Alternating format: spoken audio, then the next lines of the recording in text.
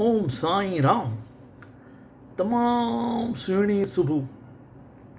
हिकु दफ़ो मां पंहिंजे दोस्त महेश जे घर वियुसि त मूंखे हॉल में विहारे करे चई मां थोरो बाथरूम मां फ्रेश थो थी अचां। मां चयो ठीकु आहे। हाणे त किचन में हिन जी जोइ पंहिंजी उन जोइ जो नालो आहे अनीता ऐं हीअ पंहिंजी फ्रेंड सां सुनीता सां ॻाल्हाए पई करे।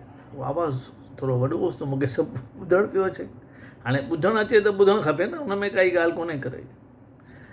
त उहा हुनजी शायदि पाड़े में ई रहंदी हुई सुनीता। त उनजे ॿिन्ही जी माई हिकिड़ी हुई। त इहे सभु ॾियारी खां कुझु हफ़्तो ॾियारी जी टाइम जी ॻाल्हियूं हुयूं करे। त उहो चएसि थी हुनखे, चएसि थी मूंखे हिकु पासे जो आवाज़ु ॿुधणु पियो अचे पर सम्झां पियो ॿियो छा वेठो हले। चई भई ॾिस तूं हुनखे ॾियारी में छा ॾियणु वारी आहीं, मूंखे ॿुधाए त मां हुनखे उहा ई शइ ॾियां। सुभाणे अगरि मां घटि ॾींदीमांसि या तूं घटि ॾींदीअसि त पोइ ॿिए मां पाए खणंदे अॻियां। त इन करे महिरबानी करे ॿुधाए। त चई मां त सोचियो थी मांसि की हुनखे मां महीने जी पघार आहे 3000 ॾींदीमांसि, ॿारनि जे कपिड़नि जे लाइ 1000 रुपया ॿिया ॾींदीमांसि ऐं 500 रुपया मिठाई जो ॾींदोमांसि।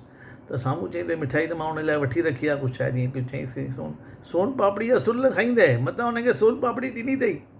लास्ट टाइम सोन पापड़ी मूं वटि रखी वए। चई हमारे घर में कोई नहीं खाता है, आपके घर में खाता है तो आप खिलाओ करके।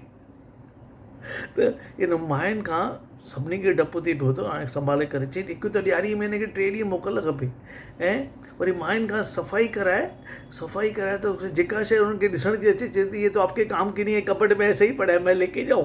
हाणे हुनखे न चऊं तॾहिं बि मुसीबत आहे, हा चऊं तॾहिं बि मुसीबत आहे। ऐं मोकल न ॾियूंसि त ईअं अखि ॾेखारे जा पुछी न। मां हुनजो एॾो ख़्यालु कंदी आयसि, ईंदी आहे हुनखे मां चांहि ॾींदी आहियां, 2 बिस्किट ॾींदी आयसि ऐं कुझु नाश्ते ते जेको खाईंदा आहियूं असां हुनखे उहो ॾींदा आहियूं।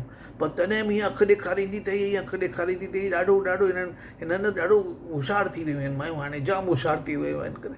मायुनि जो डपु सभिनी खे आहे, डपनी खे केरु उन खां बचियल कोन अथव करे। उनखे चङी तरह ख़्यालु कंदा त तव्हांजो घरु बराबरि हलंदो। चओ ओम साईं राम।